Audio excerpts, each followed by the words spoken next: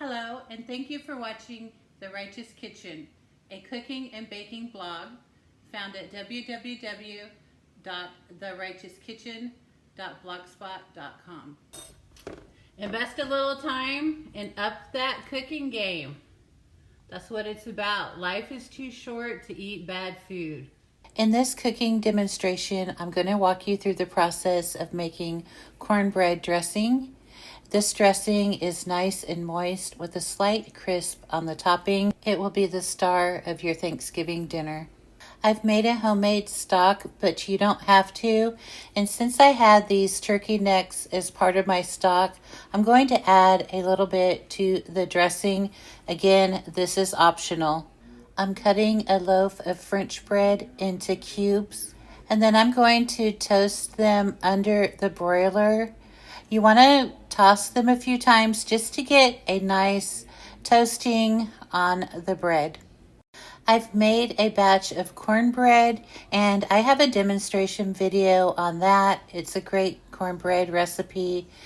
You just want to make the cornbread and then chop it up into cubes and kind of just let it air out a little bit on a baking tray. It's time to start the flavor components to this recipe. I'm taking a few tablespoons of butter and heating that up over medium-high heat in a large skillet. I'm frying and crumbling breakfast sausage. Once the sausage is browned, I'm going to transfer that to a small bowl and set it to the side. To the same pan, I am going to add onions and celery and 1 stick of butter.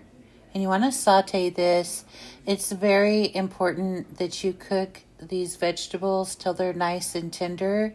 Reduce the heat to low and stir in the breakfast sausage and the pulled meat from the turkey neck. I'm keeping my seasonings simple with ground sage and righteous seasoning. Let the seasonings cook for a minute or so and then turn off the heat. Since I use my hands to toss the ingredients together, I let that meat mixture cool just a few minutes so I don't burn myself. Toss the meat mixture into the bread and cornbread. Then pour the turkey stock evenly over the breadcrumbs. I like to do a cup or two at a time so I don't oversaturate the bread. And give it another good toss. Keep adding turkey stock until you get the right consistency. Now fold in the eggs. The breadcrumbs should be saturated but not dripping wet. This dressing will bake in a buttered 9 by 13 baking pan. Pat the mixture into the pan gently. You don't want it to compress and turn into a brick, so keep a light touch.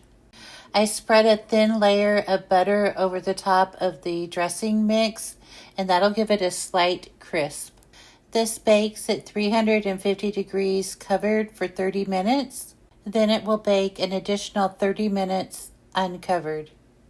And this is what it looks like fresh from the oven. You see that nice crisp topping? It's just perfect. It's so light, a light crispness to it, but the interior is perfectly moist. And this is how you tell when you press the spoon. You can see how it gives. That's moisture. That's just what you want for your dressing. You want that crisp topping and the moist interior. So let me get you a really good close-up. To smell it, and then also I want an honest review, because if I didn't get it right, I'm going to need to know. I think a lot of times judges are too nice. They really are. If you want to be a judge, you need to take some tips from Paul Hollywood, because he will set you straight. But also not in a rude, well, kind of in a rude way, but also in an educational way. So let's see how this goes. So it smells mostly like sage-ish and cornbread. And also you get celery as well. So let's try this.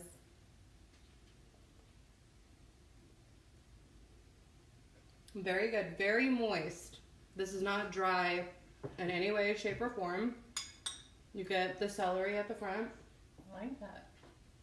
It has a really great texture. It kind of has not a gritty texture, but more of the texture reminiscent to cornbread rather than the sogginess of a standard bread that you would use when you're using non-cornbread dressing. Right, there is kind of like a sogginess, but this doesn't have that sogginess. It has more of like that little, has like a mouth feel to it, if you will, when you take a bite. Nice. I'm so great. That was very good. I liked how you did the texture description. Now we're going to have the grandkid, and he's 5, so this is going to be, I can't wait to hear how this one goes. Yummy. Wow. You got to eat that whole plate. That'll really let you know if they'll finish their plate. Very good. Wow. What does it taste like, O? It just tastes like cornbread and vegetables. Cornbread and vegetables. And you like that, huh? Mm-hmm. Wow.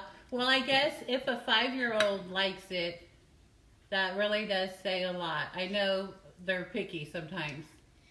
If a 5-year-old can eat it, I guess an adult can eat it. Well, I guess. Please follow The Righteous Kitchen at blogspot.com and across social media.